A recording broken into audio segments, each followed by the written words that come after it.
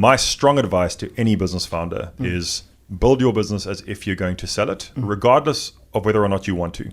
And build it like that from the beginning or from as early as possible. And what do I mean by that? What I mean by that is, what does it take to scale to 7 figures and beyond and grow with purpose? Tune in for stories, strategies, and tactics from founders and business leaders who've been there and done that. Welcome to another episode of the Scaling Business Podcast. Today, I'm really excited to have Mark Scott here. I've known Mark for a long time. Funny fact, Mark, you are the first African to be on this show.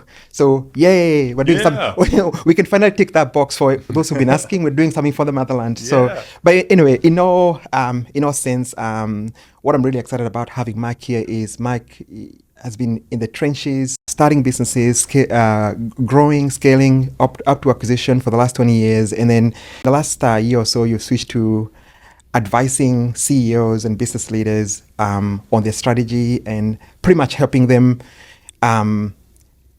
confront some of the things they need from a personal and a business point of view to scale their businesses. Would that be accurate? Yeah, so maybe I can explain the genesis of it and then it'll give more context. Very happy to be the first African on the show. Yeah.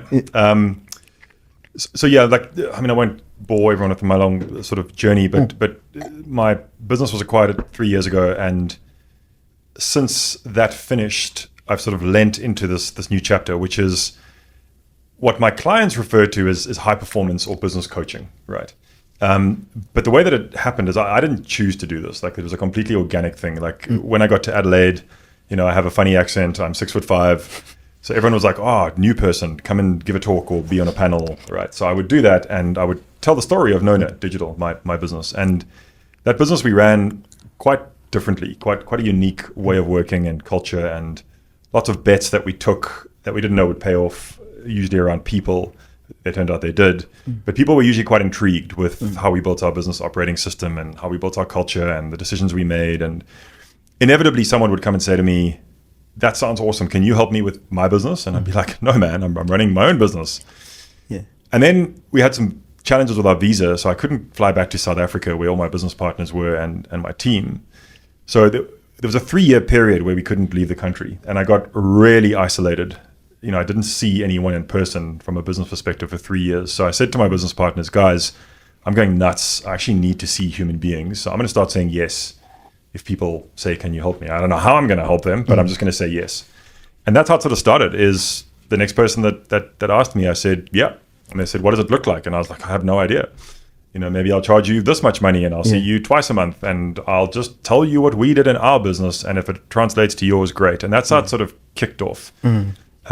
What it looks like today, to answer your question, is I work in 2 ways. One way is with founders and CEOs and people who, all of my clients own a business, right? They call themselves a founder or an entrepreneur, like they own a business. I work with them. The first way is one-on-one. And the thesis there, or the observation, is that the degree to which you can have your whole self together as a human is the degree to which you're going to be an amazing business operator. And father, husband, wife, daughter, brother, sister, whatever, right? It's like, it's not a unique, there's no such, you can't just ring fence yourself as a business operator. Like there's a whole lot of stuff going on in your life. And I needed that for me, like this rounded sort of approach. So I work with business owners with a business focus, but it's really to help them to just be a better leader and a better operator in their lives and in their businesses. And then the other way of working is working with the whole leadership team, which is much more about facilitation, advisory, taking them through business tools, facilitating their quarterly offsites, helping them with goal setting, OKRs, strategic vision, all of that stuff. Was business always on the cards for you when you're growing up? Were you one of those lemonade stand kid or little hustler? Man. So I come from South Africa. I have a lovely family. I'm very grateful for my parents and how they raised us. But it was very clear from an early age, from a financial perspective, no one was coming to save us. So we didn't grow up with a lot of money at all. I'm the youngest of 4 boys. We lived in a 90 square meter house, which is tiny for like a family of 6. Wow. Wouldn't change it because I felt very loved and very supported by my parents, but I love them, and they won't be listening to this, but if they were, I'd say sorry before what I'm about to say. They were both entrepreneurs, but they were terrible entrepreneurs, right? Lovely people, very good people. So yes, from a very early age, for me, it was clear that from a money perspective, no one was coming to save us. So, I mean, I can remember from the age of 6, I had a skateboard that I had this little basket, and I used to pull it around Hout Bay where we grew up and wash cars for 2 Rand, which is the equivalent of what, like, I don't know, 15 cents. Oh, wow. Started my first business when I was at school, proper business, a Microsoft service provider business, which was sold later, like 17 years later. Oh, wow. I was the first person to be able to set up ADSL routers in South Africa. The public telecom phone company used to get me to come and set up the routers. Like, I'll just hustle wherever I could. So yeah, no, this is in my blood. Oh, wow. Like, it started young, didn't go to university. I've 100% an entrepreneur through and through. How did you escape that whole not want to go? Because I think in African culture, it's kind of like not going to university. You're not going to university. How are you going to make it? Was there any pressure from the family or to sort of have to go to uni, or did they recognize the fact that this guy is an entrepreneur, he's going to make it either way, let him be? My parents were just supportive, so there was never any pressure. I mean, if I look at there's 4 of us, me and my 3 brothers. 2 of them have degrees. The other one, much later in life, is busy doing an executive MBA. One's an architect. One did like physio type degree called human movement science. No pressure at all from the family. Like, I chose not to go to uni mainly because I was just very impatient and irresponsible.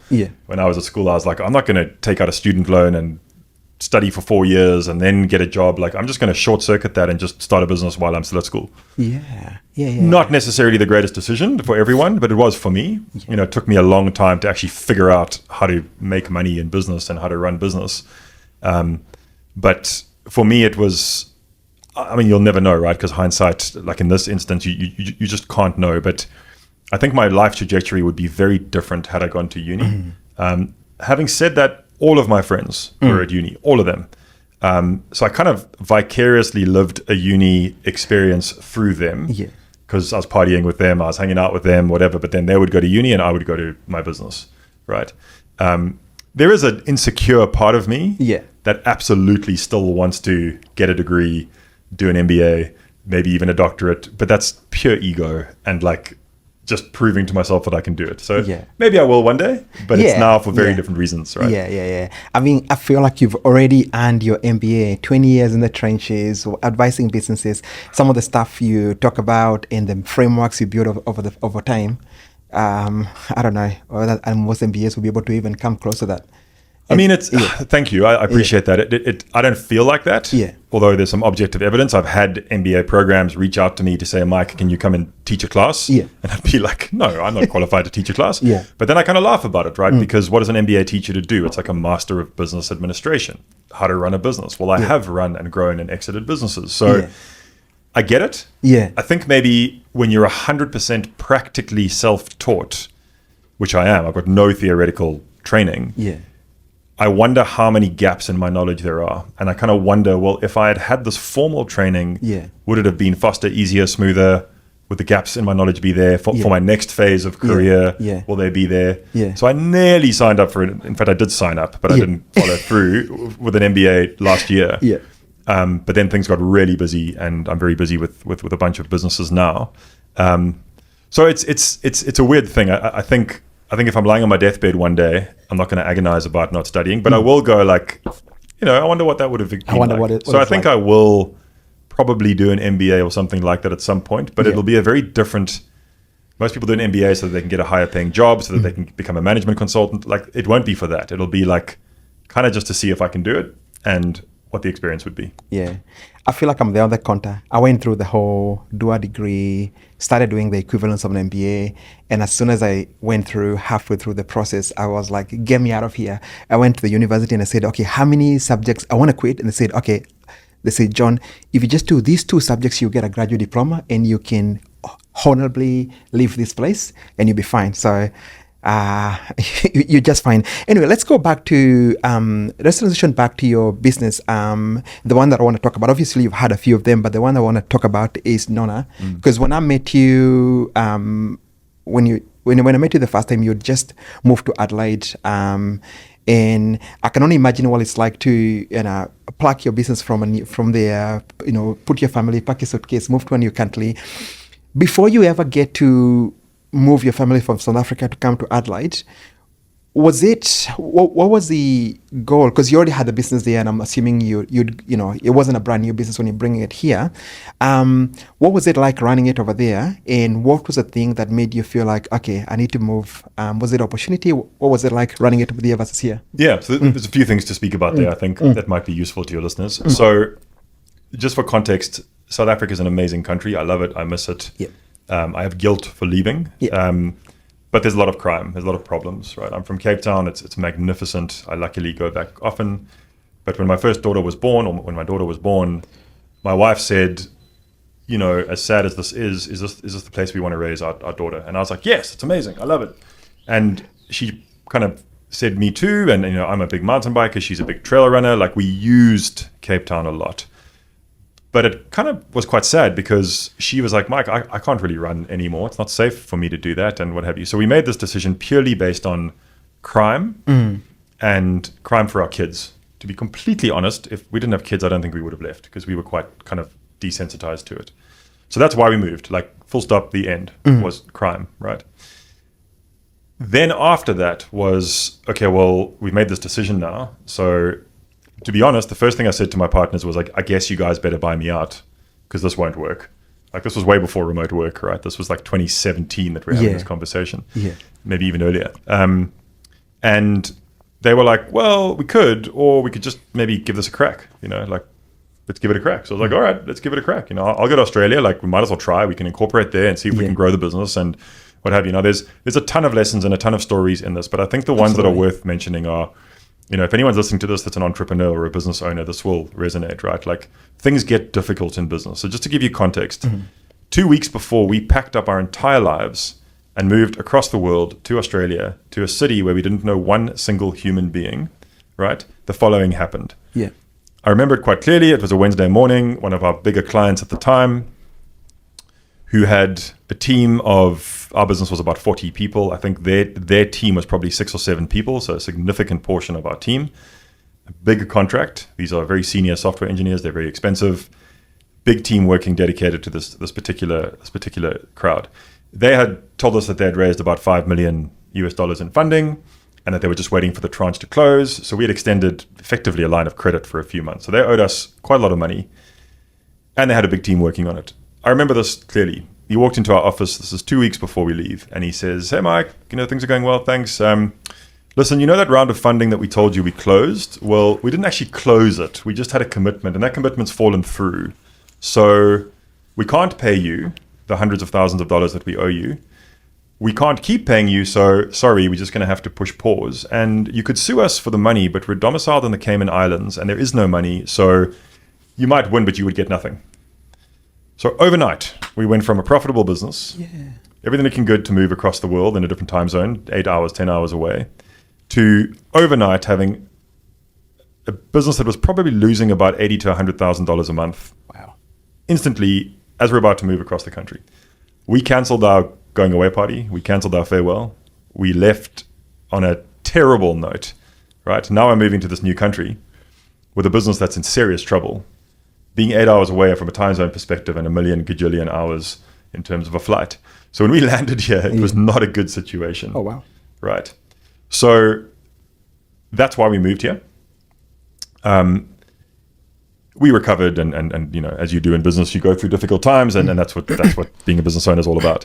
A bunch of big lessons through that, which we can and don't necessarily need to, but we can go through them if you want to. But we can go there. Because I'm really interested in terms of like starting out, because effectively you're almost like starting out from scratch, coming to a new country, don't know anyone, you're having to rebuild your network. What was it like for you, and what are some of the things that what are some of the challenges and the things you learned through the process? Yeah, so there's a network or an organization called the Entrepreneurs Organization, EO. Oh, right? yeah. So EO is a business, I don't know if it is a business actually. It's an organization where if you're an entrepreneur that has a business that does more than $1 million US in revenue, you can apply to join. And if you get accepted, you pay, it's like, I don't know, $7,000 or $10,000 a year or something, and you enter this network. And it's a very powerful network. And there's 2 rules in the network. One is you're not allowed to sell to each other, so it's great. It's not a sales thing. Mm-hmm. And 2, you can't give advice. You have to speak from experience, not advice.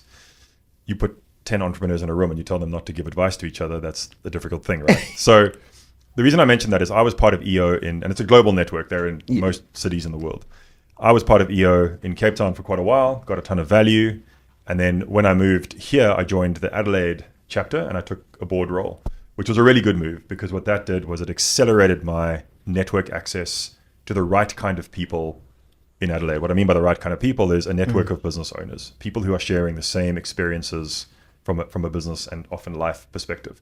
So that hugely accelerated and I took a board role as well. So it hugely accelerated my profile, my network, my everything. So, anyone who's thinking of moving to a new city where you don't know anyone, if you qualify for those kinds of organizations and networks, they are a massive accelerant to networking. I think one of the big things for us is that we didn't need the Australian business to work for the business at large to work. And that's lucky because if we needed that, we would have been dead. Everyone told us that it's very difficult to break into Australia as a non-Australian entity. And it was very difficult. In fact, I would actually say we never did, to be honest. Like we got Australian clients, but I can never hand on heart say that we really nailed the Australian market. Our markets were more South Africa because we were there, but mainly the US and the UK. And I think an experience share for me, whether it's useful or not to your audience, I don't know, is that in the US and the UK and South Africa, if I reach out to someone and say some version of this is what we do, I'd love to meet up for a coffee or a meeting or whatever, if they say yes, that signals interest in what you do. What I've learned in Australia is everybody says yes. That does not signal interest in what you do. It's just a very friendly culture that loves drinking coffee and beer. So you say, can we go for a coffee? Everyone says yes. That doesn't mean there's interest in what you're selling, which was a big culture shock to me because I got here and set up a ton of meetings in Sydney thinking, I've nailed this. This is easy. Not one of them became clients because they were just being polite. They were being nice. They wanted to have a coffee or a beer or a lunch or what have you. So that was a huge culture shock from a business perspective, is that just because they're saying yes does not signal interest. And I wasn't used to that. So that was really frustrating for me. Now I've adjusted and realized that the Australian culture is more about a long tail of building longer relationships. Yeah. It's way more a relation-centric culture from a business perspective. The upside is that I find Australian clients to be far more loyal. Once you have a client, you kind of have a client, right? And these are the oddities of moving into non-obvious different cultures. If you take a snapshot of Cape Town and a snapshot of Sydney or Adelaide, they don't look that different. So there's this mistake that I made is like, it's not like going to live in, I don't know, like Iceland where it looks different. So I thought it would be very similar. It's actually very different. Yeah. So I think one of the big learnings is like just that a whole bunch of assumptions that I made were wrong and having to adjust to an environment. But there's upsides to it as well. I find the South Australian culture to be quite a reserved culture, a very respectful culture, a quiet culture, a conservative culture.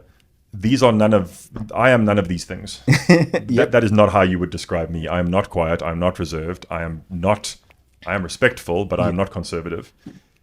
I'm 6'5". I have a funny accent. Yeah. So I got here and I divide a room. People are either like, man, get back in your box. This is not how we do things in Australia. Or they're like, wow, I want some of that energy in the business, which I'm quite happy with. I don't need everyone to like what I do. I'm respectful and I'm kind, but I don't need to please everybody.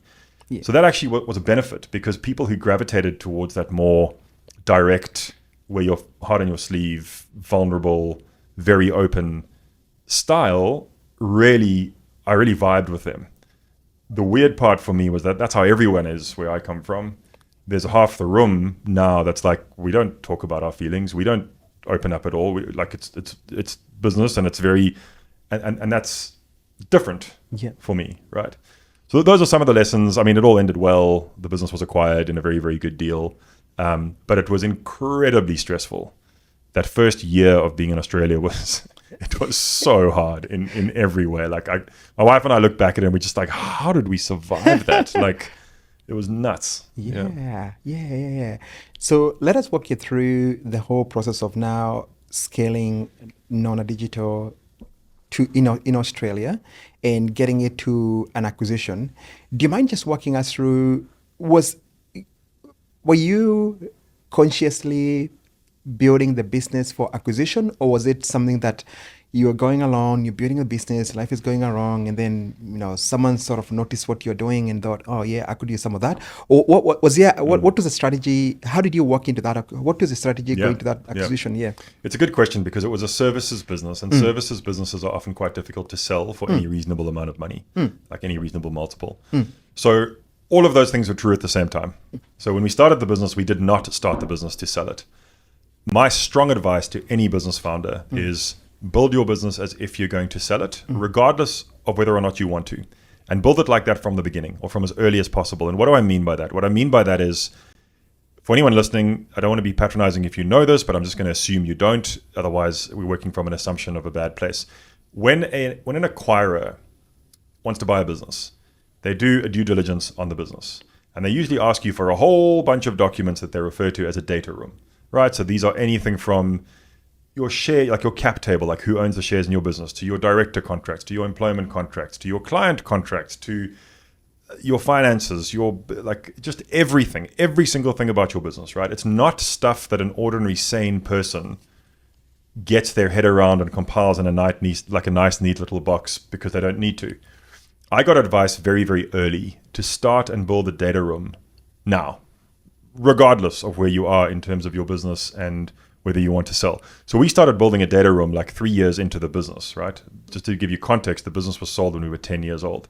So we had this data room, this discipline of compiling all of these documents and all of these things in a way that was ready for someone to do a due diligence on way before we were ready to sell.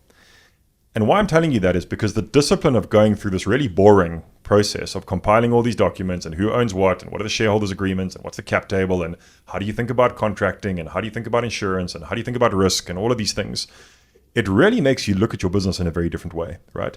So we were kind of building with sale in mind from the beginning, but there was no strategy. Throughout the business, we were a services business, and we kept watching how we were building product for other businesses and how those businesses were becoming worth 1 million, 10 million, 100 million, multiple $100 million. And we were like, this is crazy. We're doing all the hard work. They're getting all the money. Obviously, it's not that simple. But what we realized was we had a terrible business model. We were selling time for money. That is the worst form of leverage. Don't get me wrong, you can make a lot of money, you can build a great business, but that is the worst form of leverage. It does not scale because you have to throw people at the problem, okay? So the business model was terrible. The business was great. So you kind of only have a handful of options. Either you go, well, we build stuff for other people, so why don't we just build stuff for ourselves? So we tried that, but you fall into a trap there. You're not building a product. There's no such thing as a product. You're building another business. That requires support, go-to-market, maintenance, all of these things. So what happens is you end up getting very distracted because now you have your services business that needs your love and your attention, and you get distracted with the shiny object. And then the service business that actually makes money starts failing. So we tried that 4 times and failed dismally, right? We realized we're really good at building product for other people. We're not a product company. So that didn't work. So then we went back to the drawing board and we said, well, how do we make ourselves valuable such that we can get a strategic valuation on a services business, right? Simply put, a strategic valuation is a fancy way of saying a much higher valuation, a higher multiple, right? Yeah. So the next thing we sort of said was, well, our strategy needs to be, we need to get really, really tight on our positioning. So we can't just be everything to everyone anymore because that's going to that has commoditized our rate, okay? So we need to really get clear on our positioning. What do I mean by that? We need to get really, really clear about who we want to target, where we will play, why it's those people, and way more importantly, why we are the obvious choice for those people. And what that manifests in is being able to charge a much higher rate and having a higher list to work with you. So we went to work over about 2 years getting really, really tightly positioned on working with fintech and blockchain scale-ups that had hit product market fit and had raised north of about $10 million. It was a very specific set of the market. And then we became the best possible choice for those people for various reasons. That allowed us to take our hourly rate from about $70 at the time to about $250 without changing what we did. Really just about positioning. It also allowed us to land clients that were very, very well funded. So the strategy was basically, how do we become so good to our clients that one of them kind of has to acquire us? We thought we could do it in about 3 years. It happened much, much, much, much faster. We got very, very lucky with some timing. We had a podcast at the time, which I can tell you another story about, but we got the co-founder of a company called Yoko, a guy called Lungisa Machobe. He's a CTO as well, lovely guy. Got him on the podcast, built a relationship. He then became a client. They took some engineers. They took some more engineers. They wanted some more engineers. They had raised, I think, I don't know, hundreds of millions of US dollars, like very, very well capitalized. Yeah. And they were like, can we have some more engineers? Yeah. We were like, this is becoming a client concentration risk. They were like, well, can we just buy you? And we were like, you can, but we're on a pretty steep trajectory, so we're going to be expensive. They were like, try us. We did. And the rest is history. They acquired us, right? And we got very, very lucky from a timing perspective, because that was when the capital markets were at like a zero interest rate environment. So capital was free, which means companies were raising at huge valuations. Yeah. The talent market was out of control, like very hard to find engineers. So we hit those two things at a very, very lucky point. But now our data room was ready, right? We had this thing ready for due diligence. So when they started the due diligence on us and they said, hey guys, really sorry for this huge list of stuff. Do you think you could get this back to us in like 4 or 5 weeks? We were like, give us 10 minutes. And we shared a folder. And they were like, what the hell? Why do you have the stuff ready, right? In hindsight, John, if that deal had taken 2 or 3 months longer, the capital markets crashed. The deal wouldn't have happened. Right? This was a lot of money. This was millions and millions of dollars, right? So the reason why I threaded that thing in the beginning about like build your business as if you're going to sell it from the beginning and have this data room ready now, regardless of whether you're ready to sell, that was the difference between this deal happening and this deal not happening, right? So yes, we eventually became intentional about wanting to sell. Yes, we eventually had a strategy, but for the first 6 years of the business, no. We were just trying to survive, man, to be completely honest. Yeah. So let me stop there for a second, because I've been talking for a while and you can pick it apart. No. That's very fascinating, and there's a lot of lessons there to unpack. So it's a case of always being prepared, regardless of whether you're getting acquired or not. And I like that discipline. Where does that discipline come from? Or being able to, because a lot of guys are trying to survive. They're trying to, put down fires and just get through the day. Where does that discipline in you comes in to even think of, I'm going to have a data room? Did you have advisors? Did you have coaches? Did you have all that in the early room, or people who sat it down? I like how you're doing this with your arms, because that's where it comes from. Right? It comes from going out. It comes from the realization that you're not alone. That there's nothing in your business that you're going to go through that thousands of other people haven't been through and succeeded. So there are tools, there are frameworks, there are people you can emulate and copy. When I do my coaching stuff, I say to my clients, I'm probably going to teach you nothing ever that's original. Everything I say is stolen, borrowed, copied, and I'm proud of that, because original ideas are for people who have lots of time. I don't have lots of time, right? I want to look for things that work, and I want to emulate them. So in this particular case, it came from a guy called Kiert van Sale, who runs a business called Knife Capital. They're a VC, and they run a program called Grindstone, which we were luckily enough to get selected for and go through that.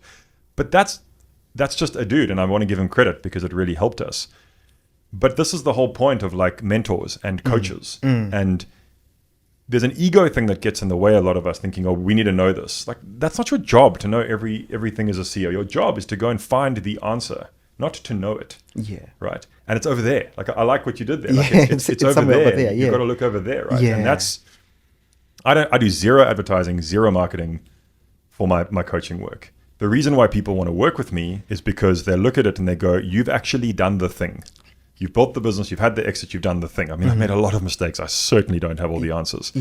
But most, and this is going to probably upset a lot of people, but most coaches and that sort of world that I've come across, it's all theoretical. It is. Right.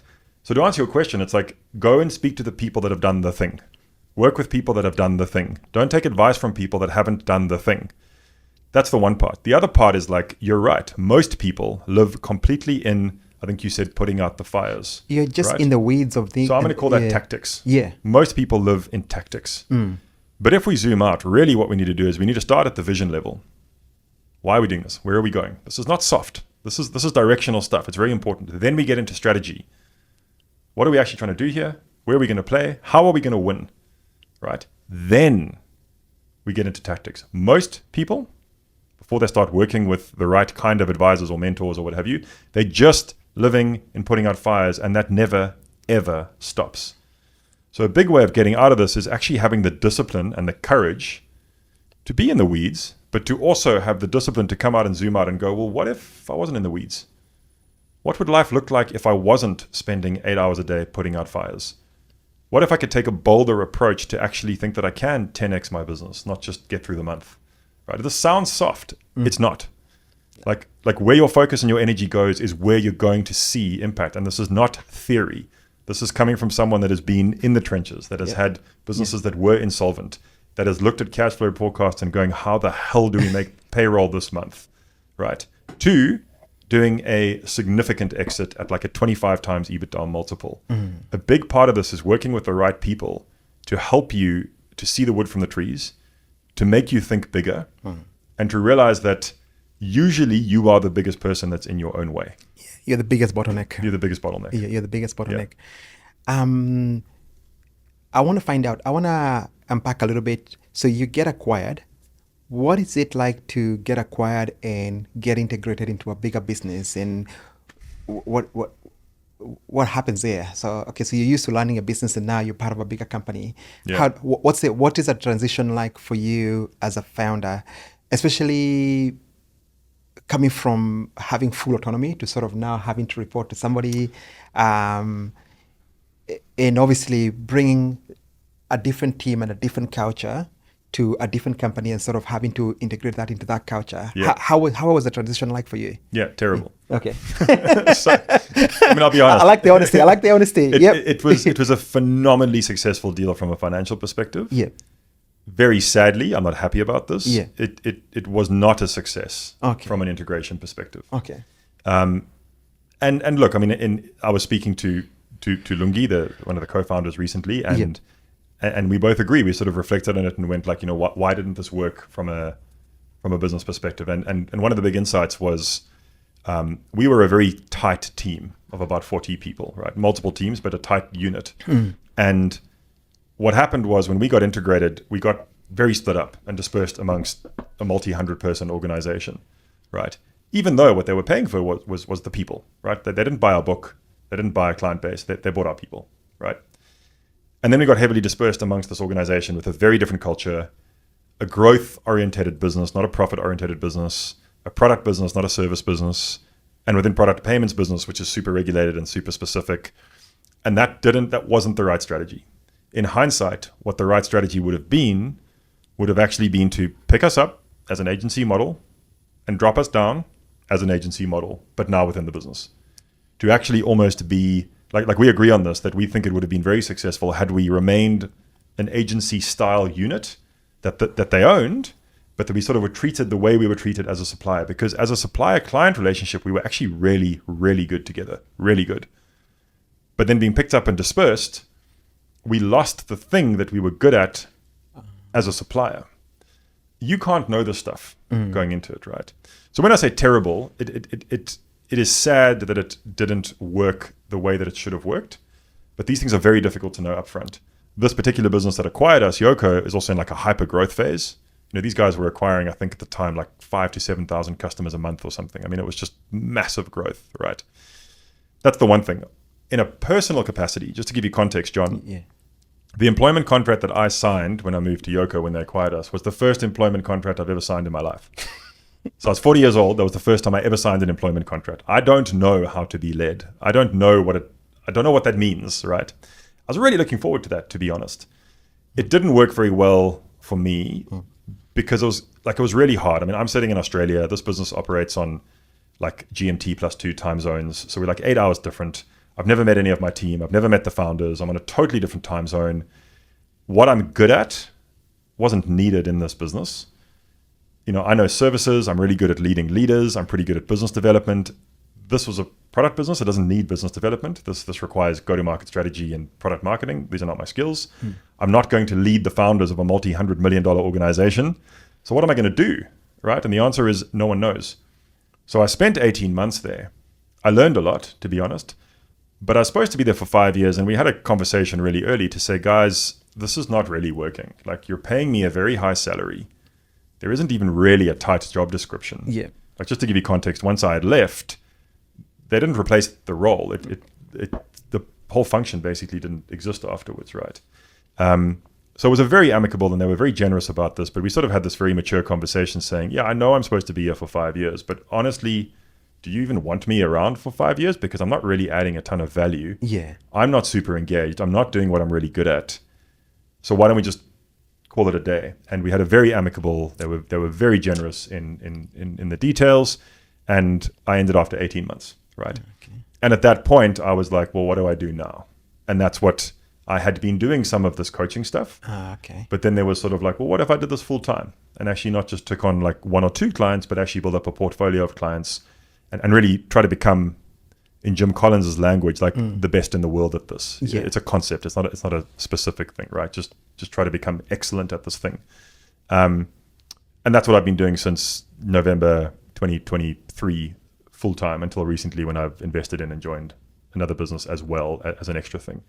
Okay. So going through the journey of growing, scaling, acquiring, and then trying to integrate to a bigger company, and then kind of like coming to that conclusion of like, nah, I need to get up back in the field.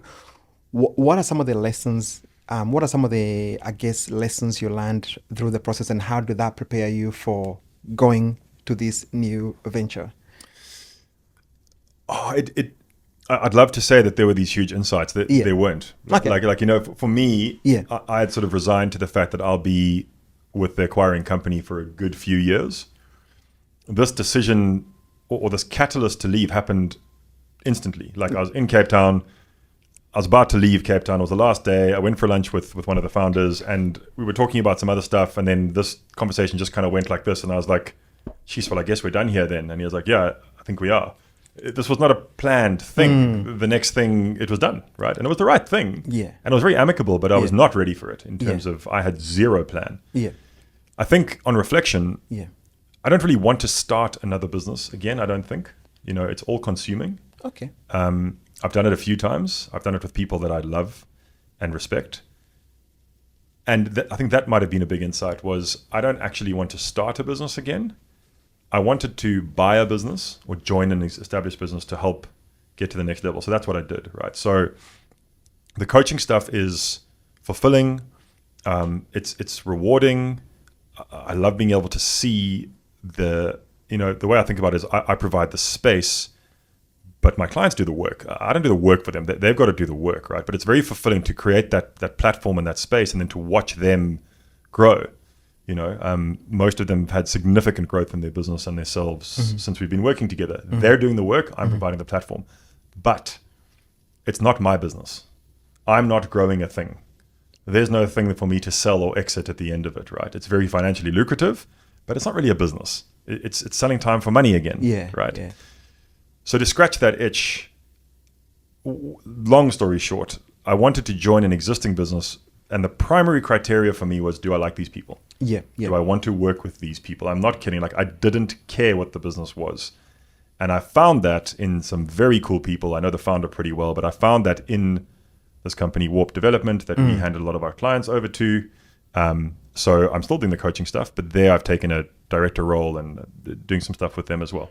I'll unpack that part. I definitely want to get to that other business because I have a questions here. But the part that I wanted to go dig in before we get to that part is, you've obviously worked with a lot of businesses in the coaching capacity. So you get to see a different side of the CEO or the business owner than most of any of us will ever get to see as a vendor or a client or an employee or whatever.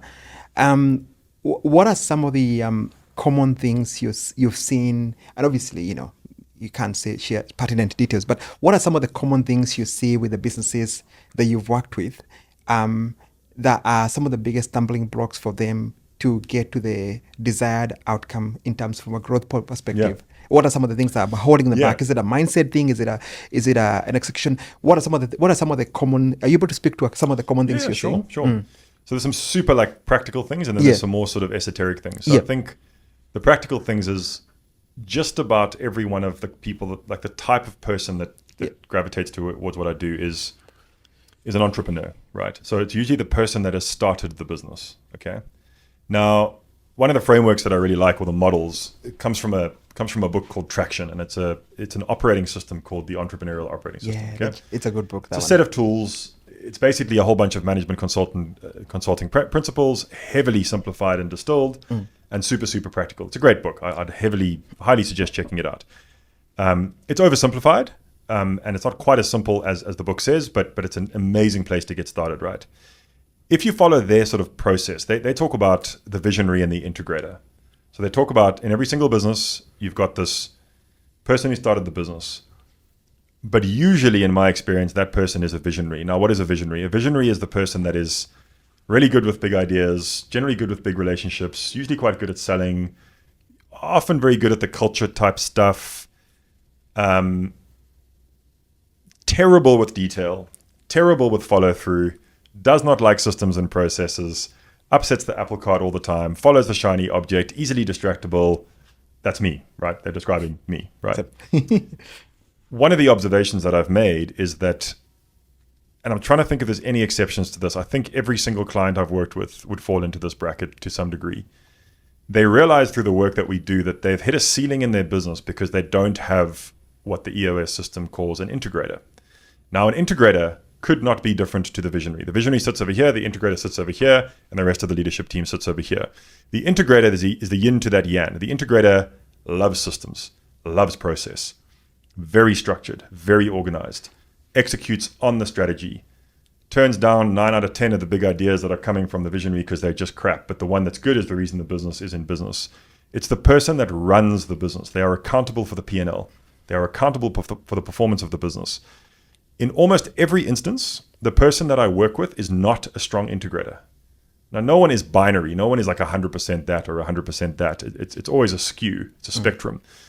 But a commonality, and I'm trying to think if there's any exception to this, I don't think there is in my client base that I've worked with, is this realization that they desperately require this integrator. Call it whatever you want. Like as a title, that'll often be like a GM or an MD or a COO. But the role they're filling is that they are integrating all of the functions of the business and running the business. So there's this kind of aha moment where they're like, I've done amazingly well to get us here, but what got us here will not get us there.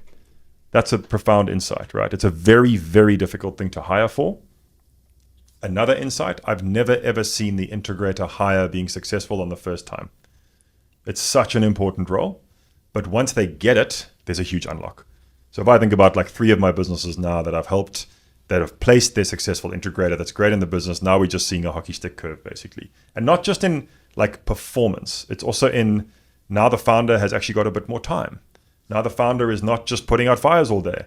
In fact, in some cases, the founder's like, what the hell do I do with all my time now? And I'm like, you told me a year ago that you're working 22 hours a day and you want to work less. Now you're working an average of 3 days a week, 6, and you're complaining because you have too much time. This is a mindset thing, right? So that's number one, like this realization that what got them there should be commended and they should be proud of it and they should really thank it, but it does not get them there, right? And it's usually this unlock of this integrator. A big thing is a mindset shift. Is there's not one particular thing, but it's the shift, just the shift of belief structures. A big part of the work that I do, and this might sound airy-fairy, but it's really not, is really getting clear on the identity of the person. Because you'll hear narratives all the time, like, oh, I always mess this up, or oh, I always do this, or oh, I'm bad at that, or oh, this is me, I'm a problem solver. And the degree to which you're clear on this identity, and the identity you're moving away from and the identity you're moving towards, then can inform the environmental changes you need to make. Physical, people I'm with, the space I'm in, the things I'm putting in my body, the things I'm listening to, like all of the stuff. And that informs the habits and behaviors which amount to performance, right? So I won't get too much into that. But a big part of this is like, how do you identify? How do you identify? It's a tough question, right? Yeah. And I usually try to work it in a way, and I don't want to derail down here because it gets a bit psychological-ish, but it's kind of like just getting very, very clear on who you are and who you want to become as a leader, right? As a business operator. And to work on that. To bring it back to some more practical stuff, there's 2 things that are almost always prevalent in businesses that are growing, that I work with.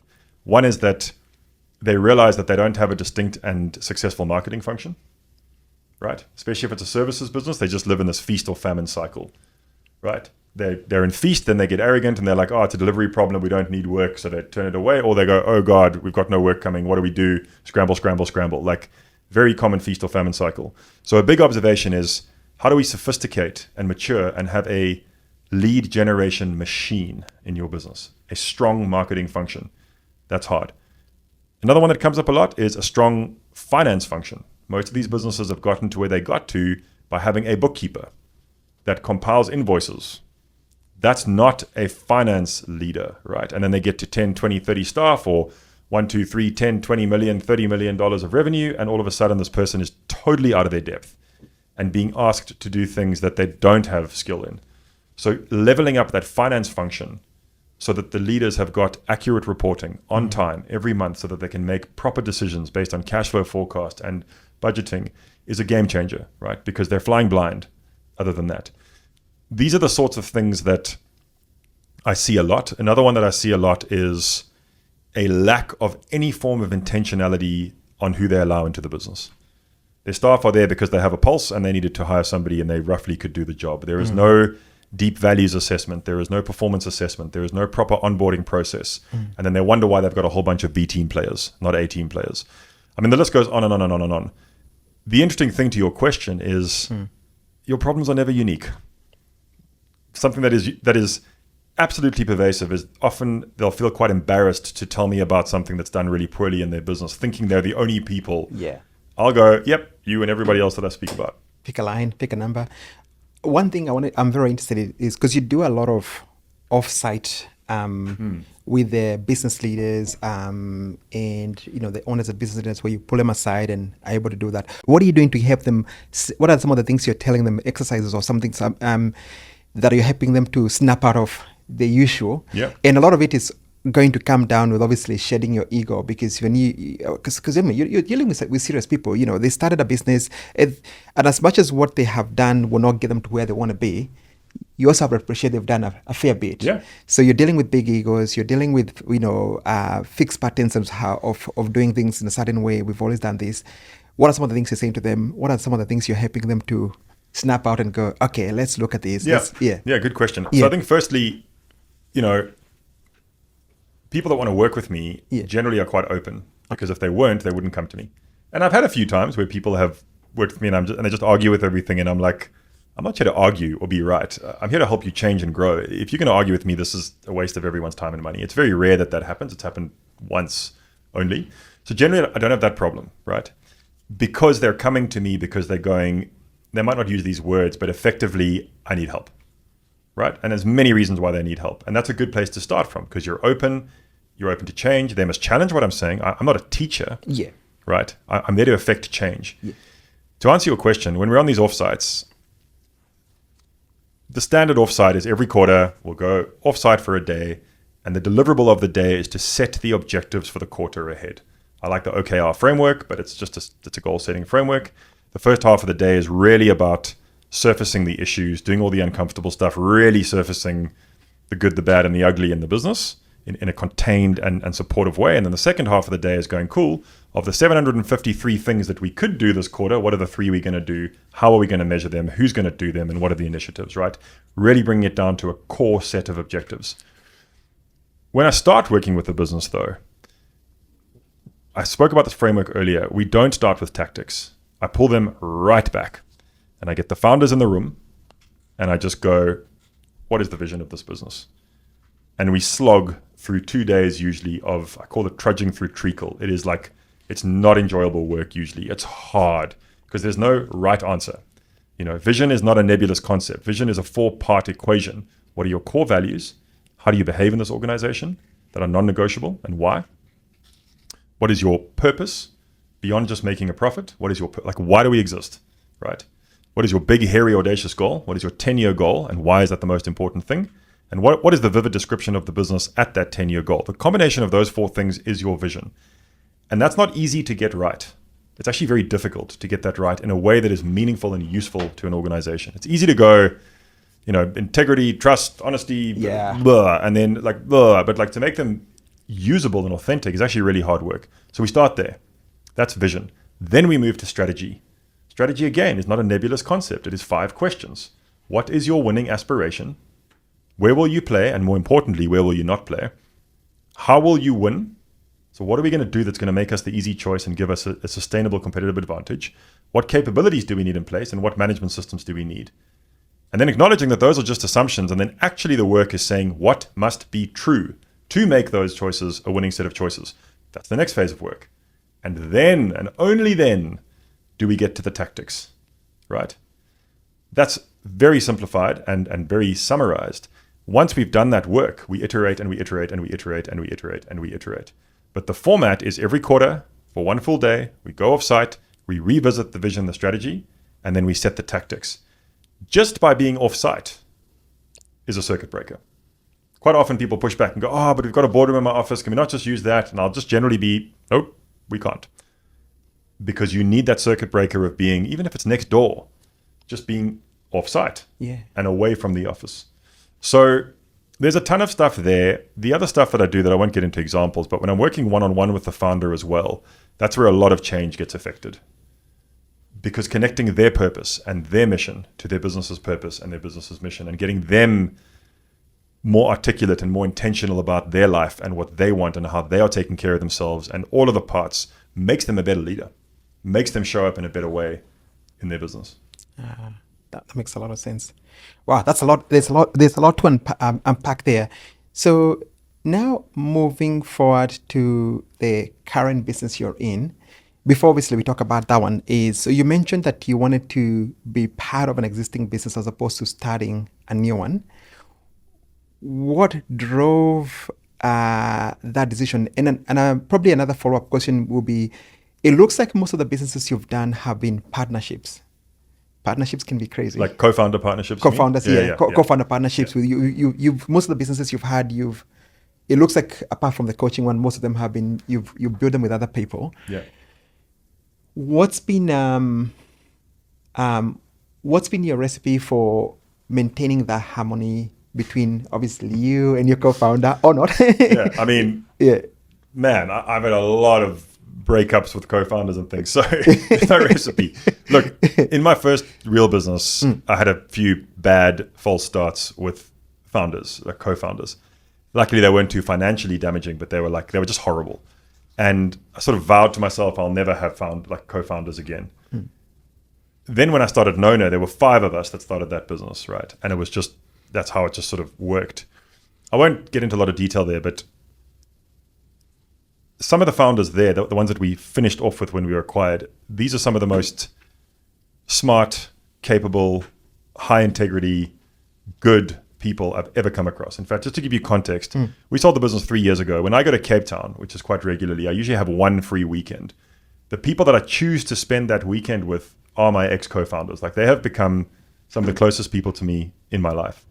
Why I'm saying that is, this is going to sound a bit annoying, but it's like bad co-founders are the worst thing in the world.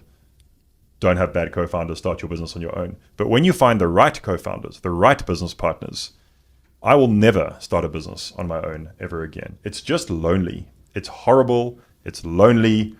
It's painful. And this is even if you're very successful. I'm not even talking about if you're when you're in the dungeons, that's even worse. But sharing that experience, which is such a difficult thing, building and scaling and selling a business is a very, very hard thing. Just look at the stats. You are statistically almost guaranteed to fail. You don't want to do that alone. Well, I didn't want to do that alone. Yeah. So it's not a useful piece of advice, but it's just like, I will never start a business on my own again, but I am ludicrously fussy about who I've started a business with. I would like to dive into that because you've recently gone through that whole process of, obviously you've been acquired, so someone's done due diligence of you, and then now you've gone through the other side where you've had to do due diligence on this other business that you've become a director of. What's been your criteria? And I guess I want to speak to someone who is either exited and want to buy something or want to join something. Or maybe even they want to bring in somebody in. What's been your criteria to do due diligence of this business and get to a point in time whereby you feel comfortable to decide that I can join that? So speaking to someone who is like, from your own experience, speaking to someone who is considering that. Look, I think it's very difficult to do it cold. Yeah. So I think like if we just play through these things, the due diligence was almost happening by itself. So as I mentioned, we gave a bunch of clients that we really valued and cared about to this company. And then we watched how they were treated, and they were treated amazingly. So 3 years later, those customers are all still customers. That is a huge tick in terms of like just a proof point of these guys are good at what they do. They're good at taking care of their people. The second thing is the founder of this business, Adrian, I've known him for a while. He's got a very good reputation. And actually, this time last year at South Start, which happens next week, he was here just weirdly. And we hung out for a week. And the more I spent time with him, the more we clicked, the more we gelled. He, I had to look through all the financials. The financials were extremely strong. The business was run very, very well. The more I asked them about how they think about this, how they think about that, and the way they spoke to me, the more it was just impressive and impressive and impressive. So I never did a formal due diligence, right? But there was almost like this tacit due diligence that was just happening over the last 3 years. So by the time we actually sort of formalized our arrangement, I was so comfortable, right? The proof was in the pudding. We also ran it as an experiment for the first 6 months. We sort of said, hey, let's do this thing together. Mike, you'll do this, we'll do that. These will be how we measure it. And I think in the first 6 months we generated, I don't know what it is, but annualized revenue must be an additional like $2 million or something. So it was objectively successful, right? Coming in cold, that's a very, very different thing. And in fact, I don't think I would do that, John. I'm not a great investor. I'm not a great technical analysis type of person. I really do index around the people that I'm working with. Okay. So my spidey senses mean a lot to me. How I feel with this person. How do we get on? Watching him, when we're in a restaurant, how does he treat the waiting staff? How does he treat his company? How does he treat his staff? What's the average tenure of people in the business? In this business, Warp, I think the average tenure of the executive group, I could be wrong about this, but I think the average tenure is like 15 years. Wow, that's crazy. Huge. That's huge today. It's crazy. Like people don't leave this business. Yeah. Right. That is such a massive marker of success because it's coupled with financial success. So if people never leave a business that's really poorly performing, well, that's probably a mistake. But if people never leave a business that's highly performing financially, you just know that things are being done right there. So not a hugely practical piece of advice for anyone, but it's like, I don't know if I would cold join a business unless I had deep context about the business, deep relationships there already, and almost didn't need to do a due diligence because I knew so much about the people and the business already. No, it makes a lot of sense because if you think about it, I think a lot of people think you've got to go looking elsewhere. Yeah. But it's within the vendors you already, like you are acquired by a vendor. A client. Sorry, a client. Yeah. Sorry, not a vendor. You're acquired by a client, and you've ended up joining a business who you've already done some work with. So I think it's a case of people being subconsciously or consciously aware of the vendors, the clients, the people they're already we've dated a bit before we got married, right? Yeah, you're dating, yeah. Exactly. We'd been on a few dates, like and dates with reasonable value, like we had shown generosity in giving them millions of dollars worth of clients, asking nothing in return. Yeah. They had shown generosity in other ways. We had seen each other's character and we went for it, and it's working really, really well.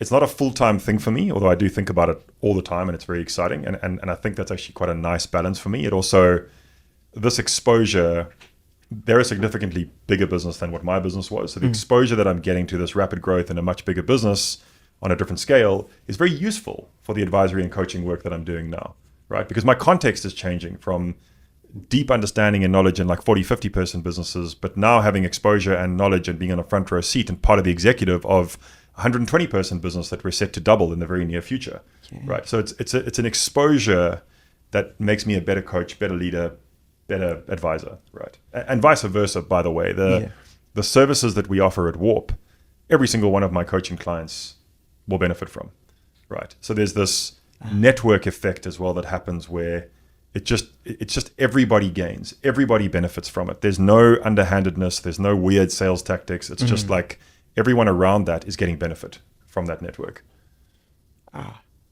That's awesome.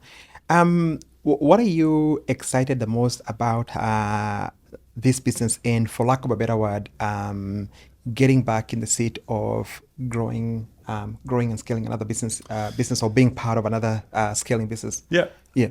I think it's a hard thing to articulate, but it's literally just being part of a team of people that I enjoy working with that's building something significant. Yeah. That's it. You might notice, so this business it's a software development business, right? Like The three things that we do exceptionally well is we build product for other companies, we do team augmentation to bolster their own teams, and now we have a very strong AI practice with consultation and implementation. I don't particularly care about any of those things. Nona was a software development business. I can't read a single line of code. The passion that I have is not for the thing that we do. The passion is the people that do it, and I love business. And that was a huge unlock for me because I always had this thing of, but I'm not passionate about software or cars or lights or building this thing. And I realized I actually don't have to be. I'm actually an exceptionally effective business operator and leader because I'm passionate about the people and I'm passionate about generating value, like just a business, right? So what am I most excited about? I'm excited about doing that again, which I really miss. And in this particular case, I'm excited about us going into a growth phase where this is a significant size business already. And I think we are going to double our business in the next 12 to 18 months. Oh, wow. With some huge work that we're doing in the US and also now having formally established in Australia and built a team here. And our AI offering, which is really gaining a lot of traction. I think it's hitting the market at the right time. So it's all of those things combined. It's not a particular part of the market that I'm excited about. That's exciting. That's exciting. As we start to come to an end, I've noticed you've always been really passionate about exercise, fitness, hiking, mountain biking, and lots of other things. I've been meaning to sort of show up because I know you put out the call for people who want to go hiking up Mount Lofty. Got to come and join us, man. No, I definitely will be joining you one of these fine days. How has that played? I mean, it sounds obvious, but how has that played in terms of your entrepreneurial journey? Yeah, it's huge. Because it's a lot of people tend to neglect. It's kind of like I feel like sometimes you're so focused on the business and then you forget about your health. But how has all that played in terms of like helping you become a better entrepreneur or become a better operator? It's fundamental for me. I have a lot of anxiety. That's my thing that I struggle with. Yeah. And it's always centered around financial ruin. It's usually not centered in logic, which makes it hard to deal with from hey, let's solve this problem, because it's, if I had to sort of logic out the reason for me, you'd be like, what are you worried about? Yeah. That makes it much harder to deal with, right? Could it be coming from a 90 square meter house? Everyone thinks this, but maybe there's a subconscious thing, and it's a good question. It's a good coaching question, right? But it's, my parents never argued about money in front of us. Okay. We never felt poor. Yeah. We were all good at sports, so we went to good schools. Because in South Africa, if you're good at sport, you go to good schools. It's a bit different to Australia. We knew we didn't have a lot of money, but it was never a point of stress, at least consciously. It's not like my parents were fighting about it in front of us. They didn't always talk about not having money. And we weren't like poor. We just very definitely were not wealthy, Yeah. So it could be, but I don't think, I've done a lot of work on this, and I don't think that, I think it's something deep-seated. Also, none of my brothers have this, which is an indicator as well. Like you would think they might have it if... Yeah. Anyway, and it's not really solved with logic, because it's not like I'm going to run out of money anytime soon, right? So anxiety, for me, triggers a part of your brain which is called the amygdala, right? Which is the stupidest part of your brain. It's the lizard brain. It's the fight or flight mechanism. It does what it does very well. It's not a good part of your brain to be making decisions from. So if you're still living in a state of anxiety or even depression, and I'm not a psychologist and this is not advice, but it's like most of us are living in some kind of heightened state of arousal in this day and age. It's really hard to be chill and relaxed, right? This is just purely practical, right? Like if you're sitting right now and you're an anxious person and you're an operator, or you're living in anxiety or stress, the part of your brain that's fired up is the stupidest part of your brain.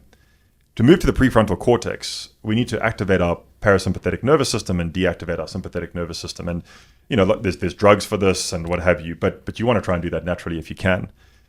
Why I'm saying that is because this requires work and intentionality, but it's the biggest gift, because the work that you do on this is also good for your body. Exercise, meditation, eating right, all these things, they become cliche because they are the fundamentals.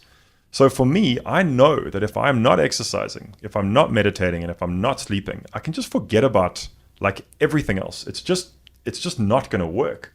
So exercise for me is not a nice to have. It's an utter fundamental. It's just a non-negotiable, as is meditation, as is getting good sleep, right? And if I build from there, everything gets better. Yeah. I'm literally shifting where my brain is firing from. It's no longer firing from the amygdala. It's firing from the prefrontal cortex, which makes me make better decisions. Mm-hmm. The best CEOs in the world, the Fortune 500 CEOs, the reason they earn what they earn is because they make better decisions just like 10% more of the time than the other guys. So this stuff is like, this is what I'm talking about, like with the coaching stuff. It's not, hey, Mike, help me write a better strategy. It's, hey, you're a CEO. There is a whole lot of work we got to do on a whole lot of parts of you, including in your business, but also on you to make you a better CEO. Yeah. Part of that is exercise. Part of that is meditation. Part of that is self-talk belief. Part of that is strategy. Part of that is tactics. Part of that is, do I fire or hire this person, right? So yeah, exercise is a core part of my family's life. Luckily, I married a beautiful wife who loves exercise. So we don't have that conflict, which I acknowledge is difficult for some people. That's absolutely. And we honor it, and we always make space for each other to exercise.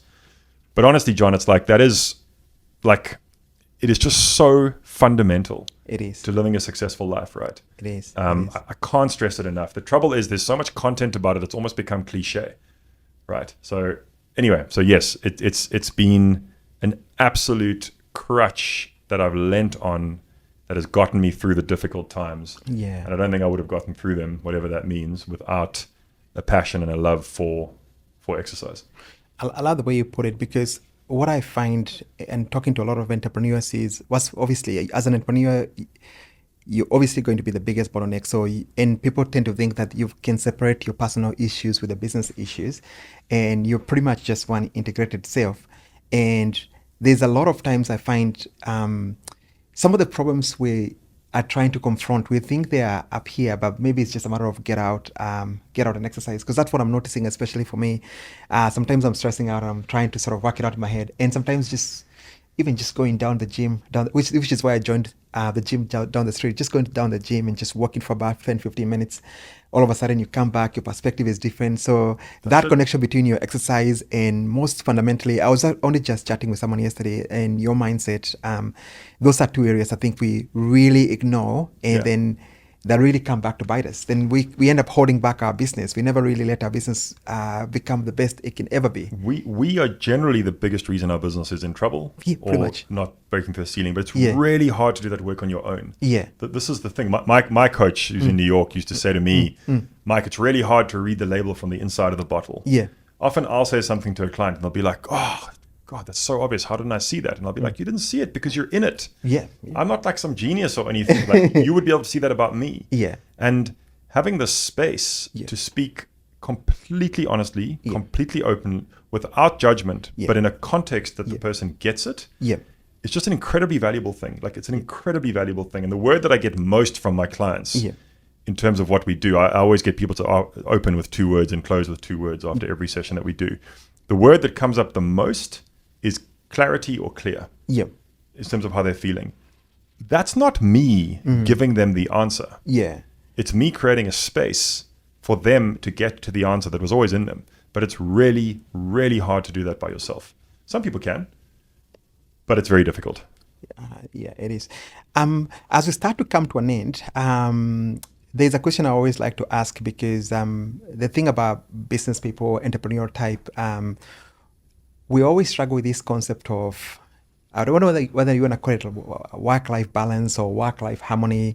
I mean, you're dad, I'm a dad. You're married, you've got kids, and there's balancing between your ambition and kind of like being a present family member. I always like to know what's people's insight, because more for my own curiosity. But what's some of the things that have worked for you? As a founder of a high growth business, and you still want to keep all the other things things at home going well. I mean, it's an ongoing struggle, right? So I don't want to sit here and pretend that I've got all the answers. Of course. I'll frame it with, like, I struggle with this as much, if not more, than the average person. But because of that, I've done probably a lot more work and research on this for a long time. A couple of things for me that work. One, I had a psychologist for a long time who I loved. She was very helpful in a lot of things, but not in business. She didn't help me with business. And it used to drive me nuts. When I was super stressed and super anxious, she'd be like, Mike, you need to take a holiday. And I'd be like, that is the worst possible thing I could do right now. Like, you don't understand me if you think that taking a holiday now, like, that would make it worse in every way, right? And I'm starting with that because that doesn't work for me. Doing this whole, like, we'll go on a holiday. That just, if I'm really stressed about something in a business or finance sense or whatever, that's the worst possible thing. But building holidays into every day can be a very useful thing. What does that mean, right? 15 minutes of meditation for me is an absolute game changer. It's night and day. Doing a workout for 15 minutes is night and day. I have a sauna at home and I have a cold plunge pool at home, right? You don't have to spend a lot of money on this. You can go opulent or you can go cheap. Those two things, life-changing circuit breakers for me, right? I don't like the term work-life balance. I like the term work-life integration because that's more realistically about what we have. Since these little mobile device disgusting things that we carry around with us every day were invented, balance went out the window. It's gone. It's fictitious. It doesn't exist. But integration is important, right? So I struggle with it like most people, but I set pretty hard guardrails, right? That I ask my wife to hold me accountable to. Sometimes I fail, but mostly I'm pretty good with them. A couple of those things. It's going to be nothing amazing here. You would have heard these a million times, but they're really useful. One, I sleep with my phone off. So 8 p.m. at night, my phone is off. It's in another room. I don't look at it until an hour after I've woken up in the morning. Two, unless there's a really extenuating circumstance, I do not work nights and weekends anymore. Oh, wow. So I've created a hard barrier around if I have to work nights and weekends, I am failing. That's a hard barrier. It's a choice. And if you're a founder listening to this, I'm going to challenge you to say, you're making that choice. What if you put a hard guardrail around this and just went, I can't. What would you change? What would you let go of? What would you do? Because it's possible. It's absolutely possible. Millions of people do it, right? It's a hard guardrail. I exercise every morning, right? Etc., etc., etc. I'm not going to bore you with my habits, but the point is, one, work-life balance, it's a fictitious concept in my opinion. Two, work-life integration, that's different. So how do I get mini holidays every day? How do I work out every day? How do I shift my brain chemistry every day? These things are free. Meditation is free. Yeah. Doing 100 push-ups every morning is free.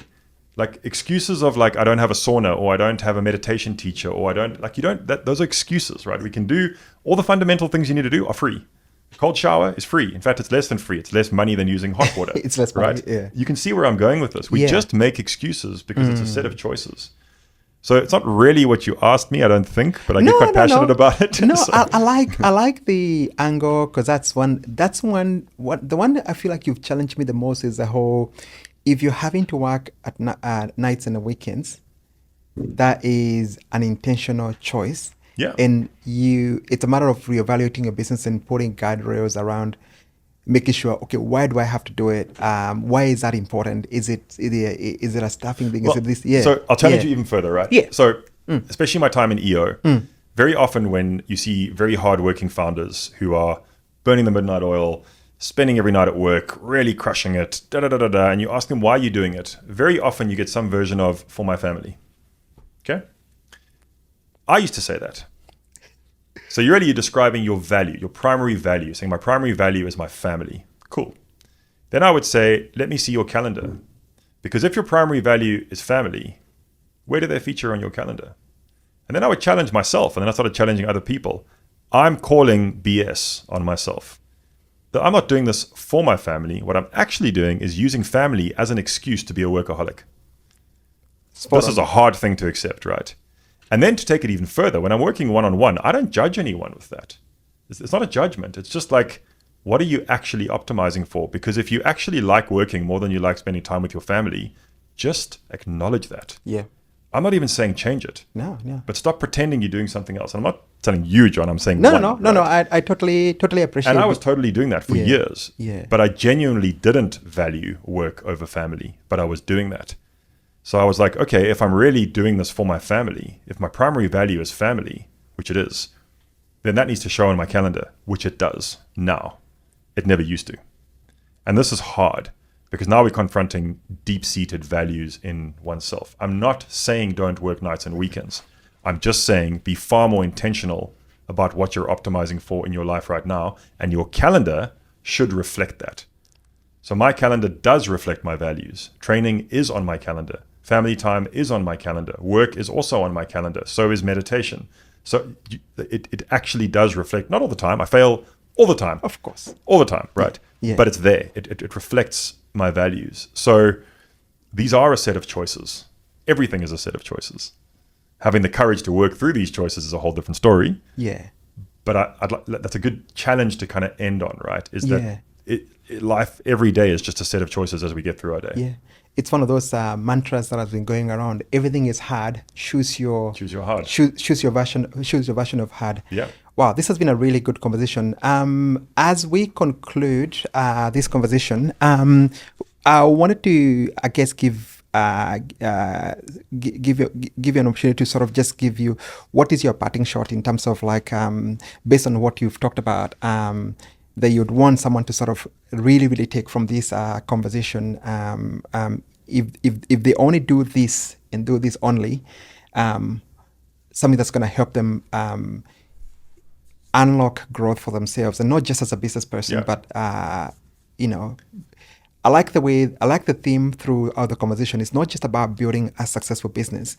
It's also about looking at yourself as a person and building that integrated self. I think I would ask one question, and that is like, what are you optimizing for? Yeah. To get really clear about that. Because if you are optimizing for business, that's fine. But then the following question is, what are you prepared to sacrifice? And then maybe just the parting practical shot is, you hear a lot about habits. Jump in the cold water every morning, do 1,000 push-ups, meditate for 16 hours a day, all these ridiculous things, right? What I would challenge everyone to do is to just pick your 3 keystone habits. What are 3 things, fundamental things, that are non-negotiable in your world? For me, those things are exercise, meditation, high-quality sleep. Those are my 3 keystone habits. There's a whole lot of other stuff that I do. But I know that if I'm doing those 3 things, everything is better. I'd challenge everyone to figure out what your 3 keystone habits are, and then to become ruthlessly disciplined at executing and following those 3 habits, and forget everything else, and just see what happens in your world. Awesome. Thank you so much, Mike. Really appreciate your time. Where can people find you? Where can people connect with you? Probably best is LinkedIn. I'm pretty active on LinkedIn. I'm on no other social media at all, but Mike Scott, you'll find me there. I'm pretty loud and active, and I'd love to speak to any business owners that resonated with what we spoke about today.